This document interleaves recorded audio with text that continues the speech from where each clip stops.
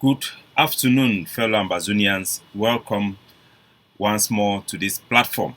I am Capo Daniel, your humble servant and the president of the Ambazonian Advocacy for People's Platform and the commander-in-chief of Ambazonian Dark Forces. I want to welcome all of you across the globe who have come here once again. It has been a long time since my last live presentation. As you have been following very well on our daily podcast, I've been deeply engaged in the corridors of diplomacy, engaging with our friendly partners across the globe, NGOs, state partners, and interested party who are interested in the freedom and human right about the cause of our freedom, the advocacy for our people's right to self-determination. So I want to welcome everybody. Today is Friday, 26th of this month of May 2023.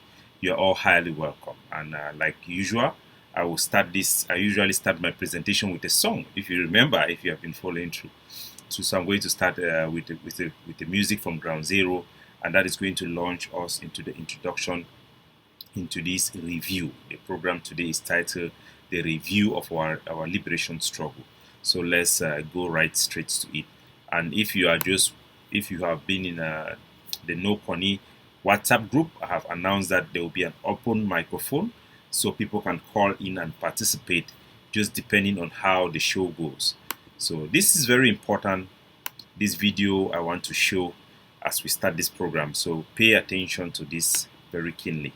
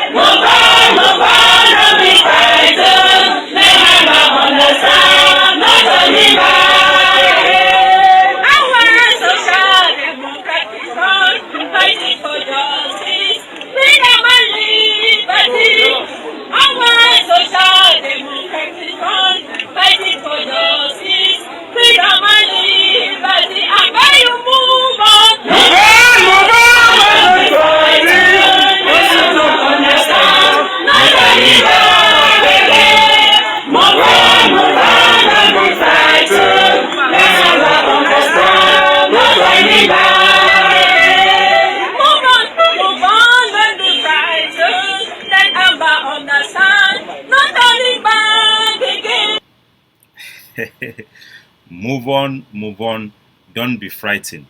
The Savior, our Lord God, the Creator of heaven and earth, understands. No turning back, they sing. So I'll go to talk for our talk, and also we get a lot of international viewers. I'll be speaking both in English, Pidgin Standard, and in Pidgin language itself for the global audience and our local audience, and for some Ambazonians as well. So as this song, I purposefully choose this particular song of our soldiers on the ground that sometimes are locally called Amba Boys, our Ambazonian fighters, heroes, members of our community who have picked up weapons 5 years ago to fight for the right of self-determination of our people.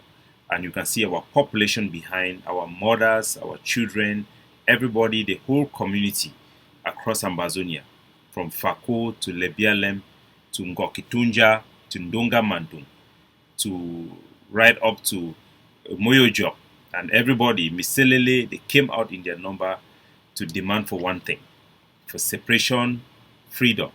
And this demand have been defined by the various organizations and the various leaders and the various talking heads in our movement. But one thing is for sure, our people rose up following Cameroon's brutal crackdown of those who seek to address the symptoms that our people have been suffering since we came together with the Republic of Cameroon. For over 60 years, our people have questioned our identity. Do we really belong to this country called Cameroon? With the marginalization, with the discrimination that was going on. And this came to its peak when the Cameroon state banned the consortium that was speaking on behalf of all the civil society in Ambazonia, and started beating up students, humiliating our people, doing kale kale, something we have been used to. And our people said enough is enough. we want to come out of this situation. And if you pay special attention to this song, to our people, might be you miss something out. So I'm going to just replay it again, and I want you to observe with me.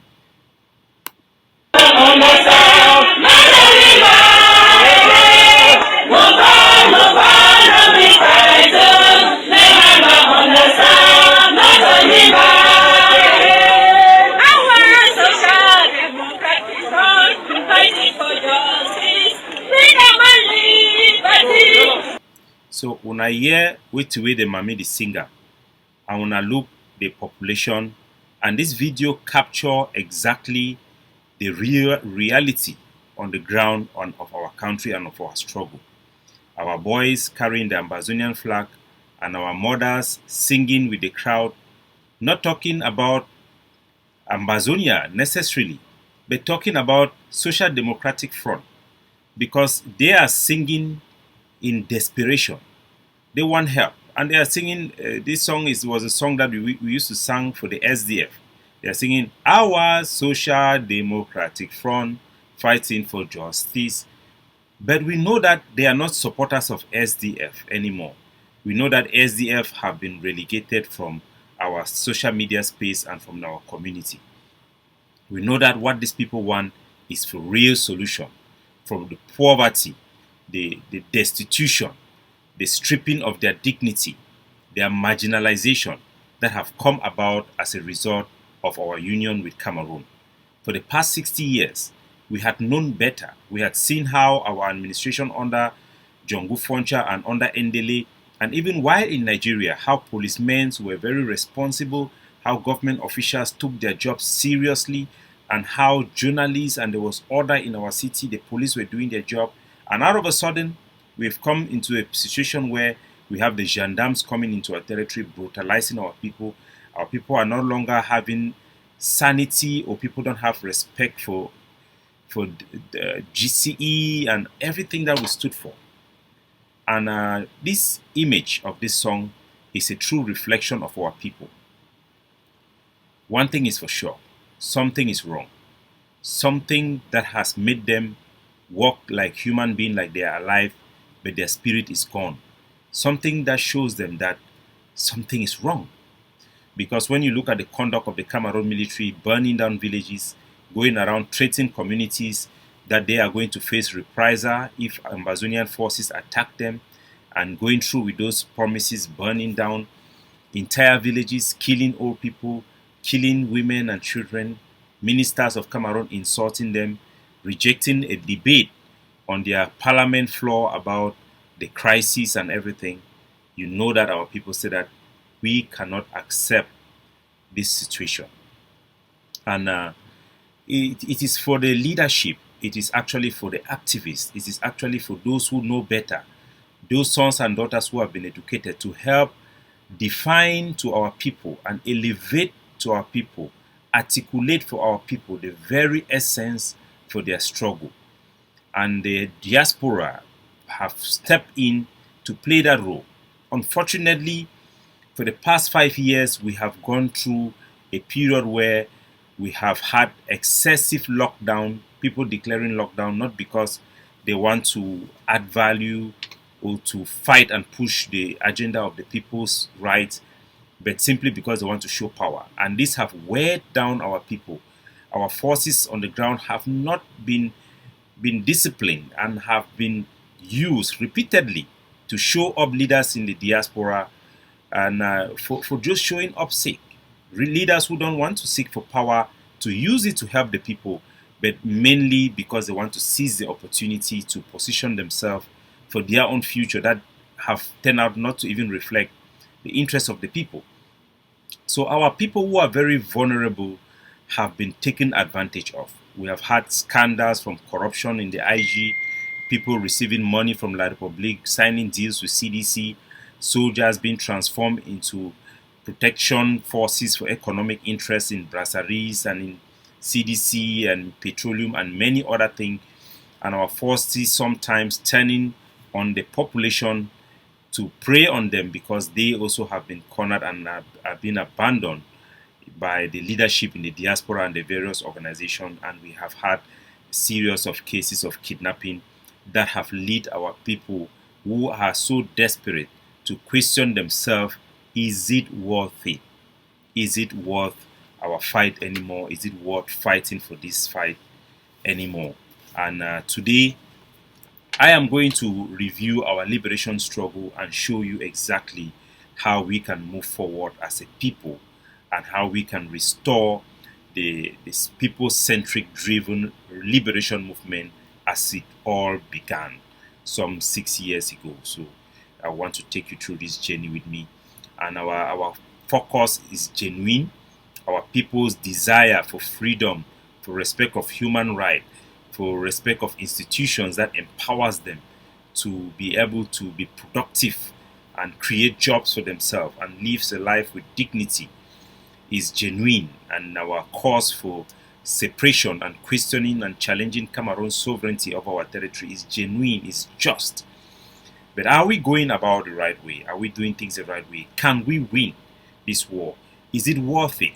And these are the questions I want to answer to you today, with solutions that will help and move our struggle forward. So, ladies and gentlemen, as we start this program today, some of our people are currently in detention in La Republique, as you not in detention in La Republique, but have been held arrested by our forces. I'm sorry, the software is misbehaving. So before we start this program, I must talk about this issue that today we have some of our citizens that have been picked up in Guy following 20th May celebration in La Republique to Cameroon. So we have these two. Let me put up some of their pictures so that you can take a look at them. So these are part of the Ambazonians who have been arrested by our forces in Momo. They are up there in captivity is Mr. Stefan Ando Ojabang, who is the CPDM section head and regional assembly councillor. They also have Gerard Anthony Ngu, who is a sub-divisional delegate. So there is a Cameroon high profile in our captivity. You have who is a sub-delegate for youth affairs and civil education. You also have Ta John, who is the principal of GTS in Tanzania in Guy. You also have EVCC Mbong Polinos, who is the principal of GHS Andek, and you have Tete Eranus, who is a teacher of GTHS. All of them have been arrested by Ambazonia defenders for violating the ban for 20th May and also for misrepresenting themselves, especially the one who is the councillor of the Regional House of Assembly, which is a high treason, and we are monitoring this situation. We have heard that the family of Iranius have paid 600,000 as part of money for him to be released, which have raised the questions I have been asking. Have our forces lose their cause and our forces become kidnappers for ransom? These are very legitimate questions that the international community are dealing with, whether we like it or not. If people are arrested for crimes, they should have sanctions that reflects the crime, and those sanctions and those crimes should be articulated to our public. If these crimes are not articulated to our public and we hear that people have just been dragged away and money being paid to them, we will consider it as just petty crime, and this will not become a matter of our liberation, but it will become a criminal issue. So we should make sure that every force that is set up in Ground Zero, or anybody who pick up weapons to fight for Ambazonia, should be doing the right thing for the right purpose. Otherwise, our struggle might be doomed because of these individuals who are taking advantage of the war to carry out criminal activities and hide them behind our struggle. And some Ambazonian activists and leaderships have not helped the situation because they seek desperate endorsement at all costs, and they will cover up for crime, and it only will get worse if such things continue.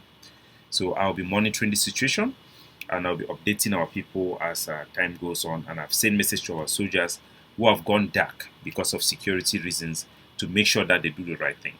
If these people have been arrested because of Ambazonian struggle, Those reasons must be articulated and must be made public for our people. They must account for their actions on these people. They will be held accountable. If these people have been arrested because they violated Ambazonian laws, the soldiers must send out message to the international community, to the families of these individuals and to these people that they are being held for this crime. And the punishment for these crimes should also be articulated, and it should not just be financial money, financial purposes. Because if it is just financial purposes, with all the money that Cameroons take from our petroleum, they can as well just bribe us to continue to keep us in slavery. So we're monitoring the situation. So fellow Ambazonians, since I resigned from the Hague of Sea, I have, I think this is the second show. The last show I did was on the 1st of this month. So it will be very important for me to recap what had happened so that our people, we can move forward to the next presentation. So as you know very well, I had resigned because of very serious violation of public interest by decisions of the leadership of the Hague of Sea that had put the group's interest ahead of our state interest. And that was my belief, and time have proven me right. Decisions were wrong and had jeopardized and dragged our struggle 7 years, I mean minimum 7 years backward, if not may also destroy this struggle, destroy the struggle as well. So I could not stay, and my resignation have saved our liberation struggle because it has rekindled hope within the international community that somebody gets it and there might be an emerging leadership that can be responsible and that can put our people first and attracts the type of attention that can help to resolve this war once and for all. So I will take you back and I will play you a clip that will explain to you some of the wrangling that have been going on social media between me and the